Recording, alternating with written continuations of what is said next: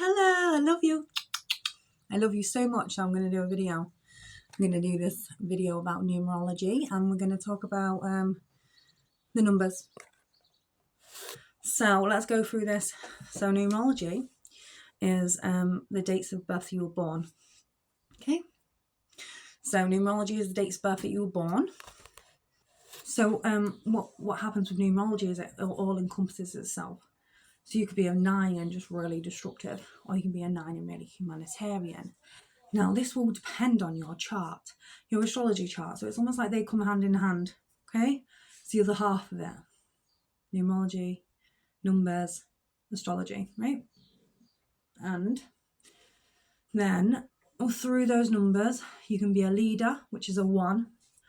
2, you can be, it's a coming together, okay? So it's harmony and relationships. So if you have this is really strong for you. And then 3 is like creativity. So your mind just goes, you've got a creative mind, okay? Nothing wrong with that. It just means you're artistic. It means that you're more creative. You might be able to write a book or something, like a child's book, to another person who can be really good at mathematics. That's a different area of creation. So you could be everything, or you could just be something, right? This brings a creative number to your numerology. 4 is you might have, so for example, if you don't have a 3, you might be in a different way on your chart. So what's in your 3rd house? Okay, have you got Mercury there? You know, you might be really good then with programming as well. So it's just an idea of how it can all come together. So 3 is the creativity one, okay? So they all have their own fractions. It's like a tree branch, different branch of a tree. And then 4 is innovative. So you bring these ideas forward. You have ideas to bring them together. Okay, this is like a cometh of it. And then the 5 is destiny. So it's almost like the destiny number, but it's also about change and the changes that can take place in our lives. So you might be a 5. Your numbers might add up to a 5. Okay. So if you have a 5, it's a change, and you adapt to change really well. And then there's also other signs where you might not adapt to change really well, but you're adapting to a change. And 5s are very spiritual, okay? And then 6, even though they get told they're not, 5s are really spiritual. Like, they all are in different ways, okay? So this will be broken down as well later on. But 6 is a nurture energy, nurturing, okay? They feel a lot of pain. Their sacral chakra might be, a lot wider than others. Okay, this is a 6. This is, even though it's not a 6, it is a 6 because it's a feeling as well. And nurture is an instinct, a natural instinct. So that's another one to add to it. It's a natural instinct, nurturing. I think it's nature versus nurture, and nature is like what we are granted out of, which is nature, which is our 6. It's our nature. And then it's nurture, which is obviously the development process that comes from that. And then we hold that within us as 6s. That's how it is. And then you get the 7s, who they're very spiritual, they're thinkers, but they're in somewhere else. They're in the dimensions. Like, they reach that, like 7. Okay, the numerology 7, if you have it in your birth chart, you reach that dimensional space, I think. And then 8s, they are the risers. Okay, they lift people, they rise people. These are the ones that make everything keep going, like spinning, makes the world turn type thing. We help people, we rise people. We help people, we save people, we rise people. Okay, that's how it works for an 8. Okay, it's almost like an extra mode. It's like a father energy mode. Save people, we rise people. Save people, we rise people. Boys, the nurture is the 6. Okay, as well. So it's almost like that energy, but it's a stronger energy for that process to take place. We save people, we rise people. We save people, we rise people. And this is the reality. Then the 9s are the ones which, some people have 8s. I know some people have 8s in their chart. They love you.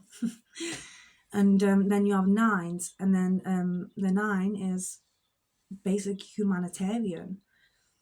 It's a process of function, understanding what needs to change or what needs to be thanked, what needs to be understood, what needs to be appreciated in a different way, and then brought forward. Maybe there are things that need to be dismantled to create a new. So this is a 9. This is numerology 9, and the 9s are the ones who are more humanitarian. This is a numerological concept. We are here to learn these soul. It's like a soul growth as well.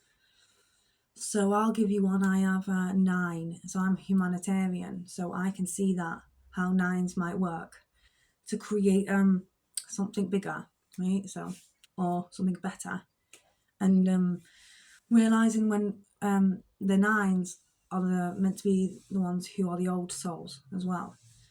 So 9s who have them in their chart at the end, it's meant to be an old soul. So it all comes together onto itself, right?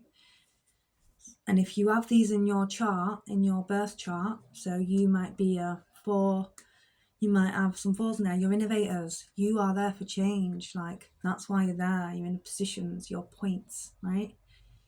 You're meant to be there, you're an innovator, right? Always, okay? So I like that about the 4s because they get the 8s as well. They understand 8s. 4s always gravitate towards 8s because they can make the whole. So 4 and 8 it makes from the 2 as well, it just makes the whole even number ratio. So 2, because it's important as well, 3, 6, 9, and then you get 2, 4, 6, 8. They're important as well. They're just important. And 1 and 0. So let's break down 0. 0 is almost like that wave, and then 1 is almost like that point. Okay, so this is like in maths or whatever, in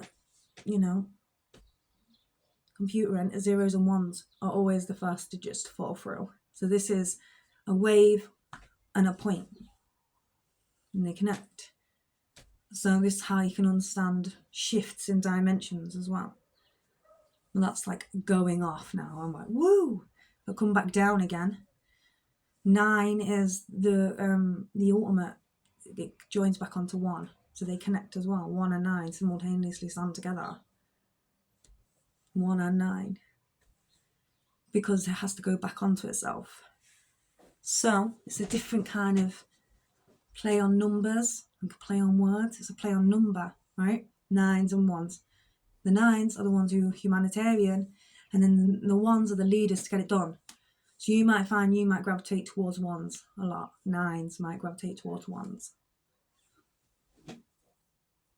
And so I also think as well that 4 and 5, when they work together, they are probably the most powerful ones, because 4 is an innovator and 5 is change. They come together, that's it, bang.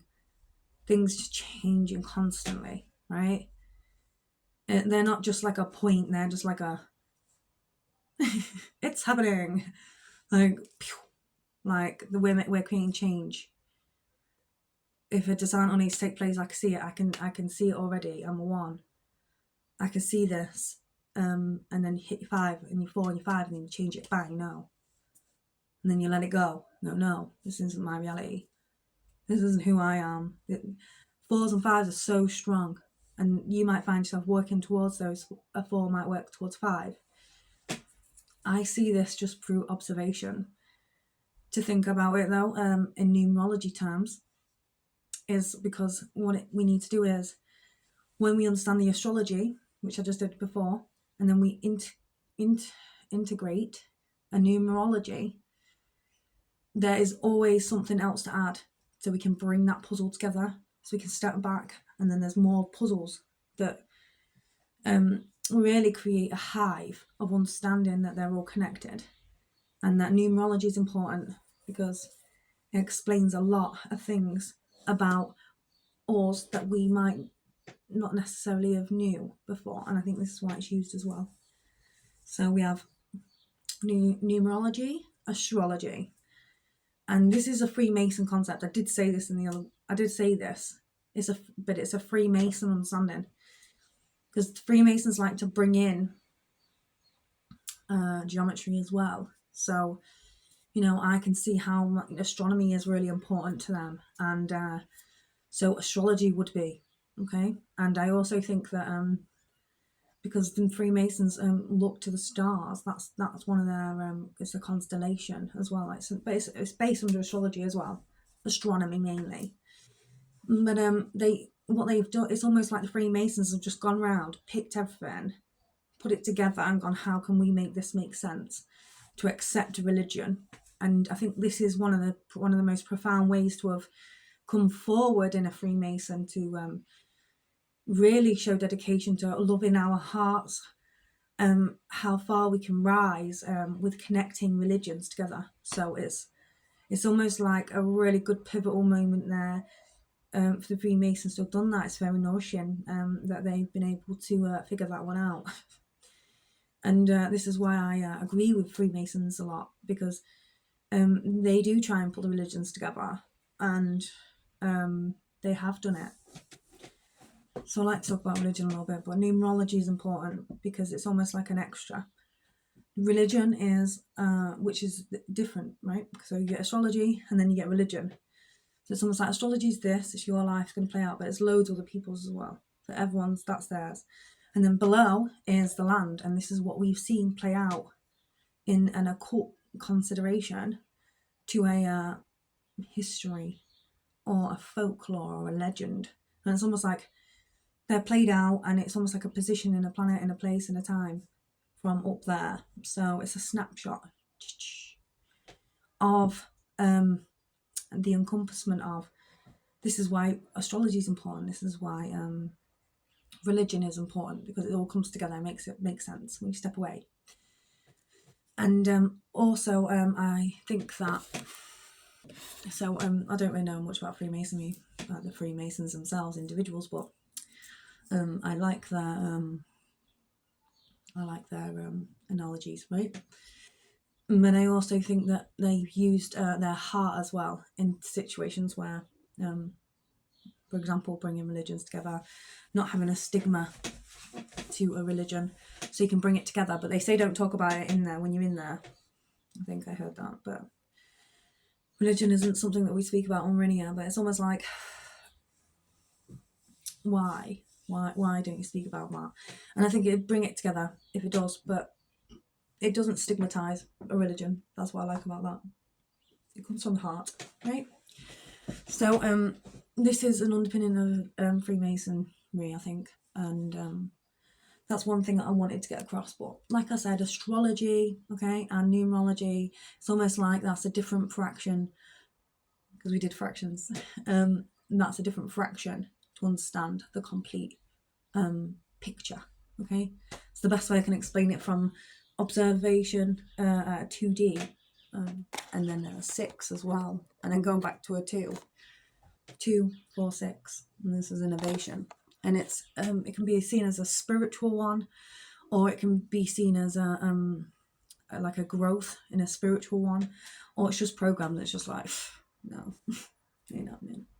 Like it's almost like they're trying. It's almost like there's a lot of other ones that can be taken into consideration, but then skewed. Like, who's running the show? It ain't me. That's that kind of like how you gotta see this as well, because everything all encompasses on itself, right? Everything always encompasses something onto itself. That's how it is. And that's why I want to talk about religions, and especially numerology, because I didn't break down them all, but I just wanted to be a little bit fruitful with my answers to numerology, because I think if we talk about it, more people will understand. Woo! Bye, love you.